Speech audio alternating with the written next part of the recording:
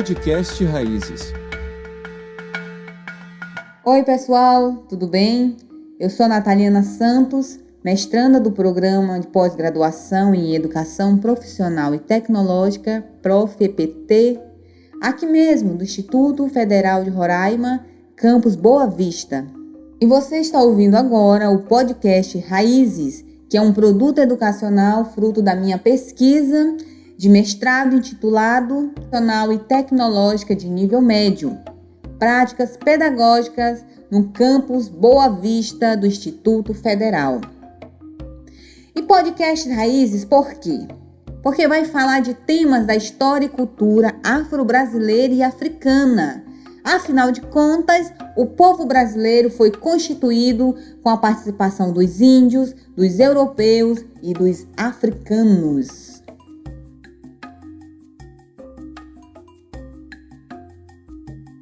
Olha só, e no podcast Raízes de hoje você vai aprender sobre a entrada dos africanos no Brasil por meio do terrível tráfico de pessoas.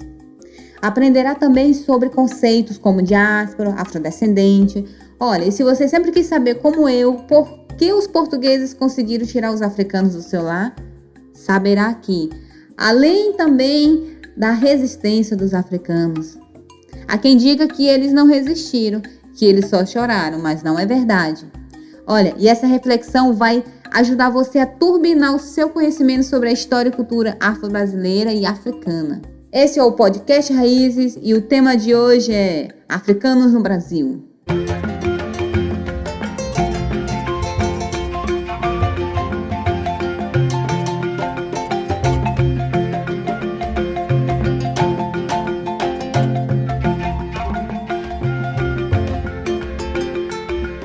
Podcast Raízes. Acredite, já existia a África antes da chegada dos portugueses ao continente africano. Olha, essa temática é muito ampla, então irei sintetizar. Para refletir, se eu te pedisse agora para você escrever um texto descrevendo o que você imagina que seja a África, fala a verdade, daria muitas linhas ou apenas uma linha escrita? Esse é um problema da maneira como foi escrito a história sobre a África e os africanos. Ou pouco se estudou na escola, ou quando se estuda é uma visão muito centrada na escravização e na visão europeia. Uma das imagens mais comuns sobre a África é aquela de um continente misterioso, dominado por uma florestas e povos hostis. Fala sério. E muitas vezes confundida com um país. A África é um continente, pessoal, formado por 54 países, onde são faladas mais de 1.000 línguas africanas, além dos idiomas como o árabe, o inglês, o francês, o português. Dá uma olhada aqui na vinheta do canal do YouTube, #EnraizandoEdu.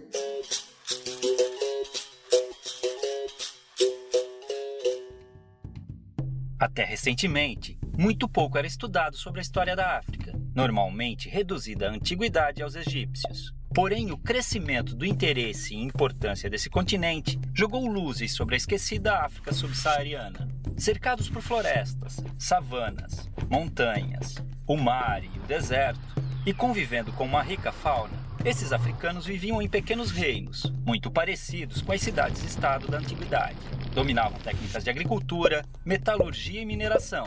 Cultuavam diversos deuses e a natureza, acreditando num deus maior e criador, que variava de nome entre as tribos. Evitavam guerras, estreitando laços através do casamento. Porém, quando o conflito era inevitável, não visava a expansão territorial. Com a exploração europeia da costa da África, os nativos começaram a ser capturados e enviados como escravos para a Europa. A rota do tráfico negreiro mudou a partir da colonização do Novo Mundo, e o comércio de seres humanos atingiu grandes proporções pela necessidade de mão de obra nas novas terras. Os portugueses dividiam os africanos em 3 grandes grupos: os sudaneses, os guinenos sudaneses muçulmanos e os bantus. todos representando uma determinada região do continente e tendo destinos diferentes. O Brasil recebeu cerca de 40% de todos os escravos africanos trazidos para a América, já que demandavam mão de obra para trabalhar em suas culturas de cana-de-açúcar no Nordeste, no ciclo de ouro em Minas Gerais e nas lavouras de café do Rio de Janeiro no século XIX. O transporte desses povos, amontoados nos porões dos navios negreiros, era feito em condições desumanas, e muitos acabavam morrendo na travessia marítima, tendo seus corpos jogados ao mar.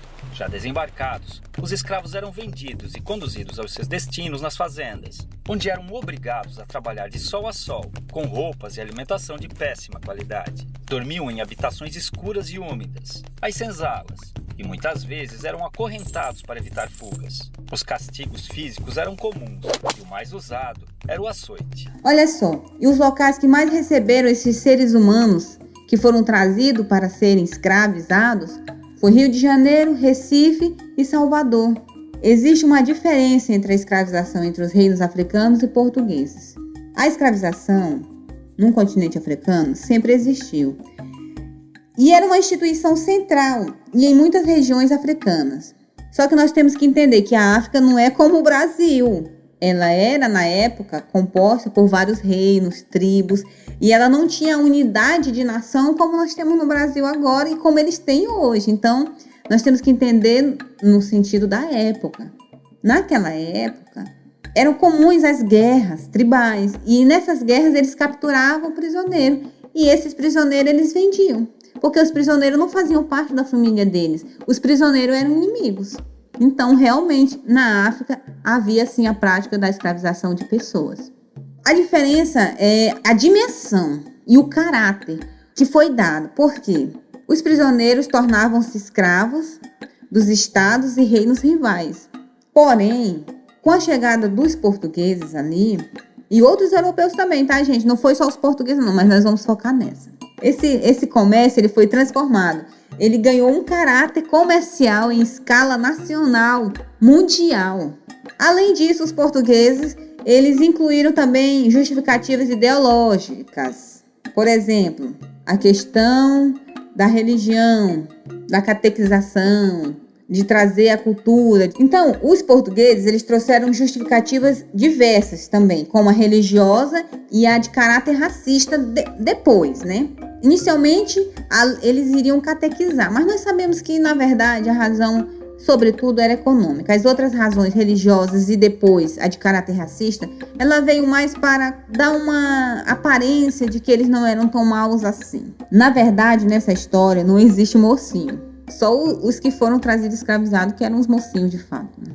Então, o europeu, o português, ele coisificou o ser humano africano, ele tirou ele do seu país, da sua família, ele proibiu que ele mantivesse a sua identidade, a sua cultura. Imagina só, nós temos que sempre que pensar, e se fosse comigo?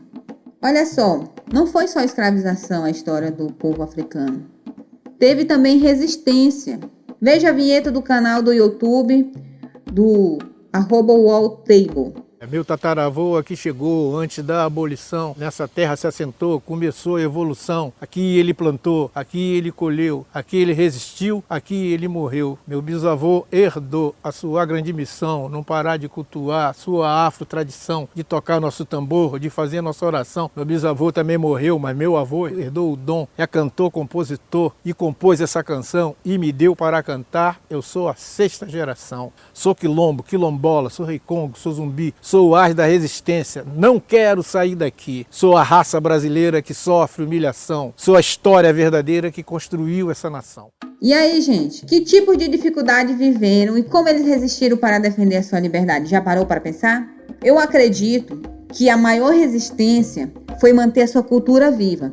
Como ouvimos na cantiga do canal do YouTube, @table, os africanos trazidos ao Brasil se organizaram por meio de fugas, rebeliões, revoltas, e mesmo quando eles eram derrotados, que aconteceu muitas e muitas vezes, eles ainda conseguiram despertar o medo nos donos das fazendas, o que gerava um clima propício para que eles pudessem negociar. Então virava uma negociação entre escravizados e proprietários rurais. Isso era uma das maneiras de resistência. Outra maneira também muito conhecida que eram os quilombos. que na língua banto significa povoação. Tem também outro nome chamado mocambo, mas não vamos entrar nesses detalhes. Então, os quilombos, eles são a materialização da resistência e da defesa à vida do negro contra a escravização. Os quilombos, eles foram uma grande força que os escravizados utilizaram para se livrar, para se libertar e para resistir. Agora eu te pergunto, como você acha que é um quilombo? Você conhece ou gostaria de conhecer? Você já ouviu falar do mais famoso quilombo de Palmares, que hoje é a região do Alagoas? Olha só, ele foi fundado no século XVI por uma mulher, princesa congolesa Aquatune. Muitos não conhecem ela, mas conhecem o Zumbi de Palmares. Então ele foi o maior quilombo que se tem notícia no período colonial, porque ele durou mais tempo e foi o que conseguiu resistir e se manter forte. Foram mais de 100 anos. E Zumbi foi o nome do seu último líder, aquele que resistiu por último e por mais tempo. Então ele ficou muito famoso. Você lembra do dia 20 de novembro? Ele foi instituído pela Lei 12.519 ali de 2011, que ele garante o Dia Nacional de Zumbi e da Consciência Negra, que é comemorado todos os anos o Dia da Consciência Negra. Mas eu acredito que a valorização da cultura afro-brasileira, ela tem que ser em todos os dias. E o combate ao racismo também, porque isso é uma situação que não pode continuar. As pessoas têm que reagir, têm que entender que isso é uma coisa que ficou no passado. Nós precisamos progredir. Então você percebe que os próprios africanos, os próprios afrodescendentes tiveram, sim, um grande papel na sua história e na sua própria libertação. Para concluir, vamos ver aí algumas consequências de tudo isso. Você já parou para pensar como viviam os africanos na África? Eles eram bem diferentes da nossa. Agora imagina como foi a enorme mudança de vida desses africanos trazida ao Brasil para serem escravizados. Só que é o seguinte, junto com a sua força de trabalho, eles também trouxeram a sua cultura. Olha, e essa cultura precisou ser muito forte, viu? Porque a sociedade brasileira, na época, ela foi estruturada com base numa visão em que os africanos e seus descendentes eram tratados como seres inferiores e selvagens, acredite. Essa visão defendia a diferença das raças. E isso também justificaria depois a escravização, a diferença entre negros e brancos.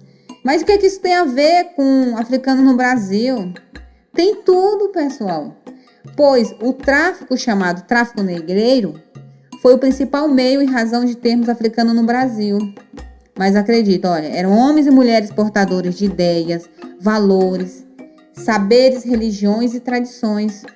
Na verdade, o que os livros didáticos chamam de tráfico negreiro foi, na verdade, uma diáspora, que é a saída. Diáspora é saída. Mas foi uma diáspora forçada, uma saída forçada do africano. Foi uma imigração forçada. Ali por meio do transatlântico, né, de pessoas escravizadas.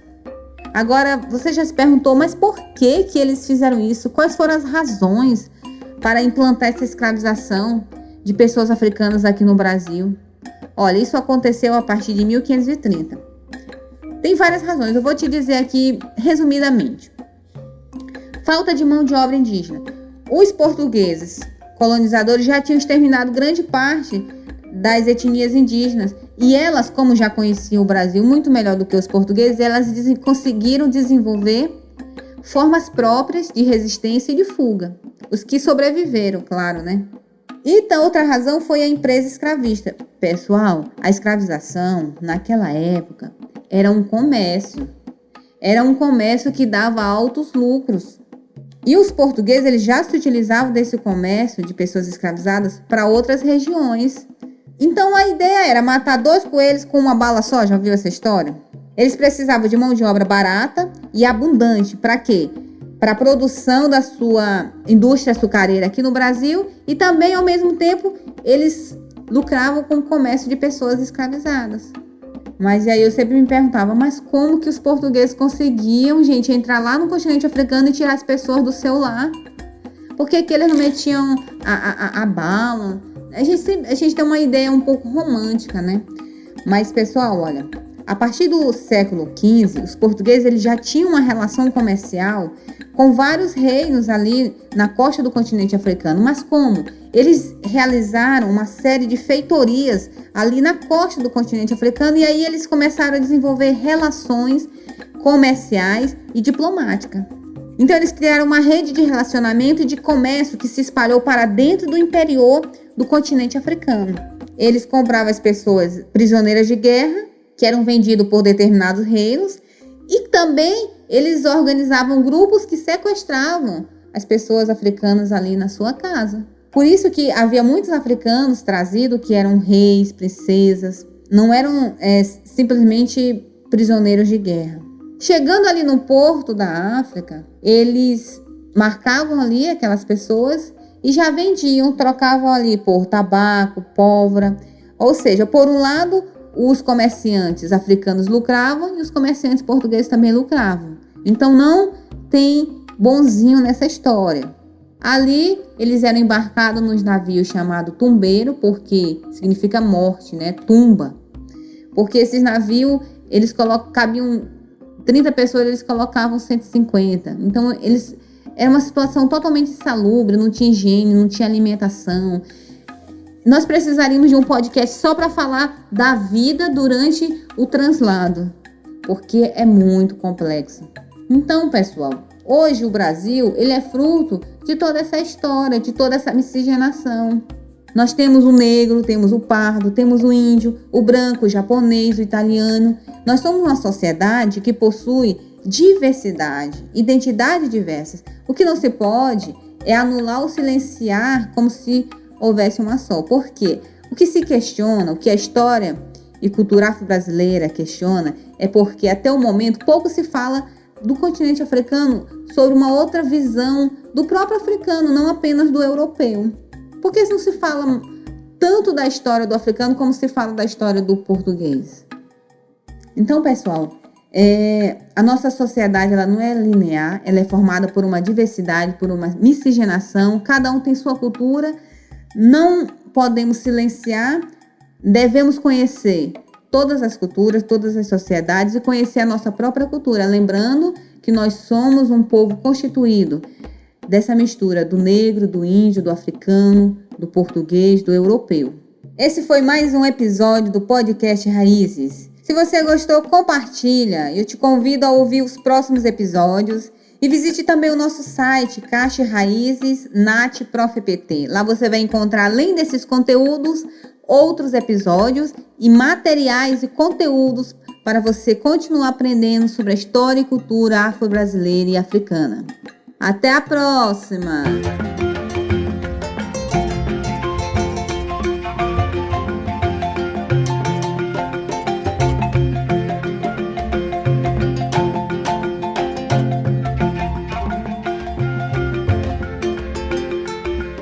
Podcast Raízes.